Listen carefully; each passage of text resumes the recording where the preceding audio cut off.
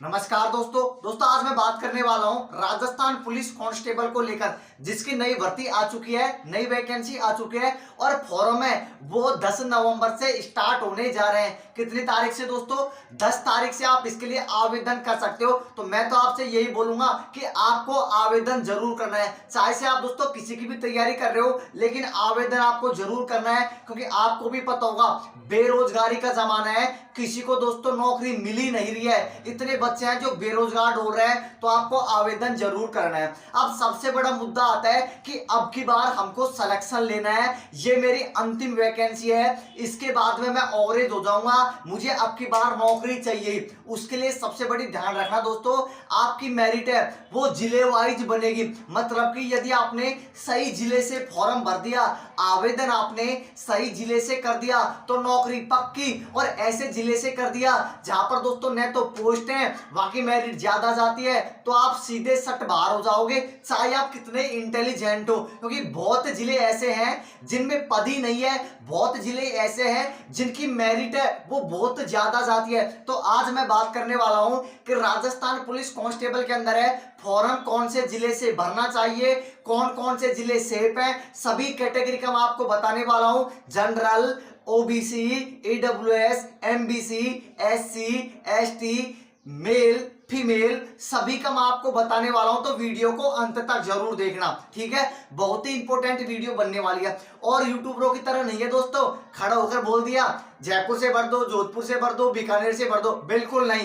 पहले दोस्तों हमने एक सर्वे किया है, और सर्वे में हमने कौन कौन से पॉइंटों को ध्यान रखा है ये आपके सामने मैंने लिख दिया।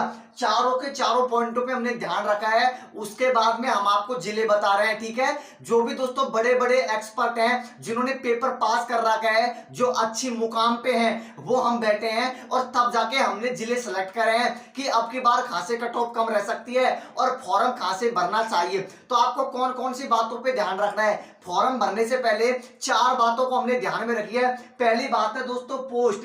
ऐसा भी नहीं हो, क्योंकि बहुत जिले ऐसे हैं वहां पर ओबीसी की पोस्ट नहीं है, बहुत जिले ऐसे हैं जहां पर जनरल की नहीं है, एससी एसटी की नहीं है, और ईडब्ल्यूएस की पोस्ट ही नहीं है। तो आपको उस जिले से फॉर्म भरना है जहां पर पोस्ट तो हो। ऐसा नहीं हो पोस्ट ही नहीं हो और आपने फॉर्म भर दिया तो क्लियर बाहर हो जाओगे। अब बहुत बोलेंगे जनरल पास कर देंगे, अरे जनरल तो वही तो पास करेगा जो जनरल के क्राइटेरिया के अंदर आता है। आपकी उम्र है 27 साल 26 साल, तो आप जनरल में नहीं काउंट किए जाएंगे। तो मैंने आपको बोल दिया पहले नंबर पे आपको पोस्ट का मालूम होना चाहिए, जहां पर अच्छी खासी पोस्ट हो वहां से आपको फॉर्म अप्लाई करना है। पहली बात ध्यान में रख ली। दूसरी बात है मेरिट। आपको गई बार की दोस्तों मेरिट भी पता होना चाहिए। गई बार मतलब 2-3 वर्ष की जो वैकेंसी आई थी उनकी मेरिट का हमको अंदाजा होना चाहिए कि गई बार इसकी मेरिट क्या गई थी। उसके बेस पे आपको फॉर्म भरना है, और उसी के बेस पे मैं आपको जिले बताऊंगा कि आपको आवेदन कहां से करना है। तीसरे नंबर पे दोस्तों साक्षरता। जिस जिले से आप फॉर्म भर रहे हो उसमें पढ़े लिखे बच्चे कितने हैं, वहां की साक्षरता कितनी है, वहां पर बड़ी बड़ी कोचिंग है क्या वहां पर बहुत ज्यादा बच्चे पढ़ने वाले तो नहीं है, इस बात पे हमने ध्यान रखा है। और चौथे नंबर पे ध्यान रखा है कि जिस जिले से हम फॉर्म भर रहे हैं वो हमसे दूर है या नजदीक है, कहीं हमको आने जाने में तकलीफ तो नहीं होगी। सभी मुद्दों पे मैं बात करने वाला हूं। तो मैंने आपको बता दिया चारों के चारों टॉपिक पे हमने फोकस किया है, चारों के चारों टॉपिक पे ध्यान दिया है। उसके बाद में मैं आपके सामने बताने वाला हूं जिले। तो अब मैं लेके चलता हूं कौन कौन से जिलों से आप आवेदन कर सकते हैं, सभी कैटेगरी वाइज बताऊंगा, मैं आपको जिले बताऊंगा। यदि आपने उनसे आवेदन कर दिया तो 100 में से 100% सिलेक्शन ले जाओगे। तो अब मैं लेके चलता हूं कि आपको कौन से जिले से फॉर्म भरना है, आवेदन कौन से जिले से करना है। तो चलता है सीधे टॉपिक क्यों। अब मैं दोस्तों लेके चलता हूं कि आपको फॉर्म है वो कौन से जिले से भरना है, आवेदन आपको कौन से जिले से करना है। तो दोस्तों मैं आपको बता दूं आपको क्या करना है। पहले यदि आपकी उम्र है वो ज्यादा नहीं हुई है तो आपको क्या करना है, पहले नंबर पे दोस्तों आपको जो पहला फॉर्म डालना है वो डालना है अपने खुद के जिले से। और एक डाउट और निकाल दो, बहुत बच्चे कमेंट करते हैं कि इसके लिए हम कितने फॉर्म भर सकते हैं। जितनी आपकी मर्जी हो आप उतना फॉर्म भर सकते हैं। तो मैंने आपको बता दी यदि आप नए हो, आपकी उम्र है अभी आपकी आयु वो बच रही है, अभी आप ओवरेज नहीं हो रहे हो, अभी आपकी अंतिम भर्ती नहीं है, तो पहले नंबर पे आपको फॉर्म भरना है अपने गृह जिले से, ध्यान से सुन लेना, गृह जिले से आपको फॉर्म भरना है। दूसरे नंबर पे दोस्तों आपको बता दूं, ज्यादातर का डाउट आएगा कि हमारे गृह जिले से पोस्ट नहीं है, तो आपको क्या करना है, आपके नजदीक कोई जिला है ना, वहां से आपको फॉर्म अप्लाई कर देना है। अब मैं आपको ये जिले बताऊंगा ना, ये तो मैंने उनके लिए बताए हैं जो ओवरेज होने की कगार पे है और जो चाहते हैं मुझे तो अब की बार सिलेक्शन चाहिए, मेरा तो सिलेक्शन होना चाहिए, कुछ भी हो जाए अब की बार तो मुझे वर्दी चाहिए, उनके लिए मैं आपको जिले बता रहा हूं। तो आपको मैंने बता दिया, जनरल कैटेगरी में यदि आप आते हो, ध्यान से सुन लेना, जनरल कैटेगरी के अंदर आप आते हो तो आपको मैं 3 जिले बताऊंगा, टॉप आपको 3 जिले बताऊंगा जहां पर दोस्तों मेरिट भी कम रहती है, पोस्ट भी अच्छी खासी है और वहां की साक्षरता भी दोस्तों ज्यादा नहीं है।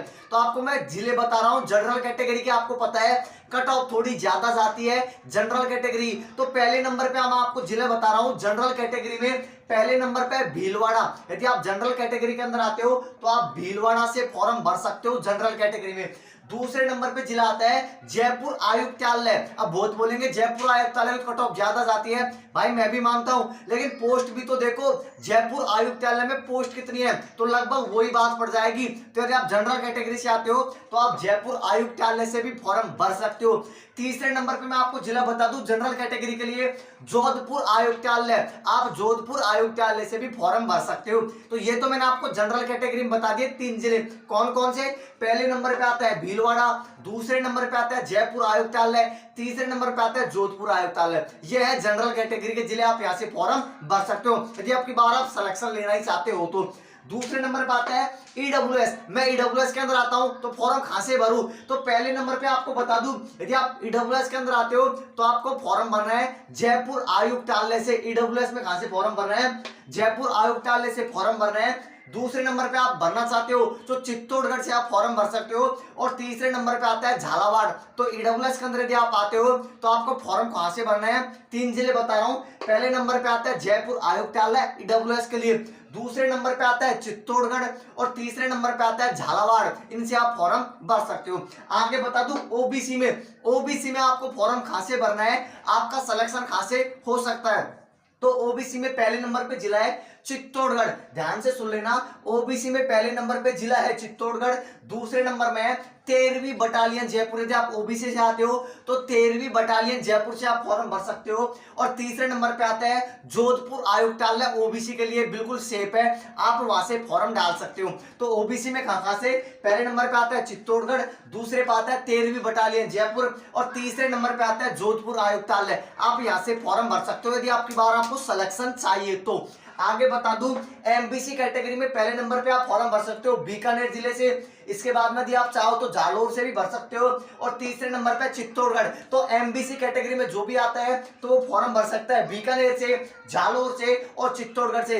एमबीसी कैटेगरी के लिए जालोर है, ये बिल्कुल सेफ जिला है, क्योंकि ऐसे बोलते हैं कि साक्षरता में कोटा मोटा, जालोर छोटा, पुरुषों में झुंझुन फिर महिलाओं में कोटा, तो जालोर की साक्षरता तो बहुत कम है। तो एमबीसी कैटेगरी में आपको जालोर से फॉर्म जरूर भरना है, सिलेक्शन ले जाओगे जालोर से, क्योंकि वहां की साक्षरता बहुत कम है और वहां से फॉर्म भी कम भरे जाते हैं। तो मैंने आपको एमबीसी कैटेगरी के बता दिया। आगे चलता हूं, एससी कैटेगरी में आपको फॉर्म कहां से भर रहे हैं, पहले नंबर पे जोधपुर आयुक्तालय से यदि आप एससी के अंदर आते हो तो फॉर्म भर सकते हो, दूसरे नंबर पे आता है भीलवाड़ा और तीसरे नंबर पे आता है चित्तौड़गढ़। तो एससी में जो दोस्तों सेफ जिले हैं वो है जोधपुर आयुक्तालय, भीलवाड़ा और चित्तौड़गढ़। आगे बता दो एसटी के अंदर यदि आप आते हो तो फॉर्म कहां से भरना है, एसटी में पहले नंबर पे आती है दोस्तों सीआईडी-आईबी, ध्यान से सुन लेना, एसटी में आपको फॉर्म भरना है सीआईडी-आईबी से या फिर दूसरे नंबर पे जयपुर आयुक्तालय से और तीसरे नंबर पे जोधपुर आयुक्तालय से। यहाँ में आपको एसटी के अंदर आप आते हो तो आपस से बोल रहा हूँ, एसटी के अंदर आते हो तो पहले नंबर पे भरना है आपको सीआईडी-आईबी से, दूसरे नंबर पे जयपुर आयुक्तालय और तीसरे नंबर पे बिल्कुल सेफ है जोधपुर आयुक्तालय। ये तो मैंने आपको 3-3 जिले बता दिए हर कैटेगरी वाइज। यदि आपको अब की बार सिलेक्शन चाहिए, यदि आप ओवरेज होने वाले हो, आपकी अंतिम भर्ती है, तो आपको यहाँ से फॉर्म भरना है। और जो भी नया है जिसकी उम्र अभी 22-23 साल है वो अपने गृह जिले से फॉर्म भरना। ध्यान से सुन लेना, अपने गृह जिले से फॉर्म आप भर सकते हो। और दूसरा डाउट आता है हम कितने फॉर्म भरे, जितनी आपकी मर्जी हो आप इतने फॉर्म भर सकते हो, 15, 20, 25 जितनी आपकी मर्जी हो आप उतने फॉर्म भर सकते हो। आपका फॉर्म है उसको रिजेक्ट नहीं किया जाएगा। तो मैंने आपको जो भी जिले बताए हैं बिल्कुल सेफ है। और दोस्तों एक्सपर्टों ने हमको ये जिले बताए हैं वो मैंने आपके सामने रख दिए। तो आपको यहाँ से फॉर्म भर देना है, सिलेक्शन ले जाओगे। अब भी आपका कोई भी डाउट रहता है बेझिझक कमेंट कर देना, जल्दी जल्दी रिप्लाई करने की कोशिश करूंगा। चैनल पे पहली बार हो तो सब्सक्राइब करके घंटे वाले चिन्ह को जरूर दबा लेना। और यदि आप फ्री में तैयारी करना चाहते हो तो अभी चैनल को सब्सक्राइब कर लो, क्योंकि यहाँ पर बिल्कुल फ्री में लाइव क्लासें भी आपको रोजाना मिलेगी, बिल्कुल फ्री में, एक भी पैसा नहीं लूंगा। ठीक है, तो आप चैनल पे पहली बार हो तो सब्सक्राइब जरूर कर लेना। धन्यवाद दोस्तों वीडियो देखने के लिए।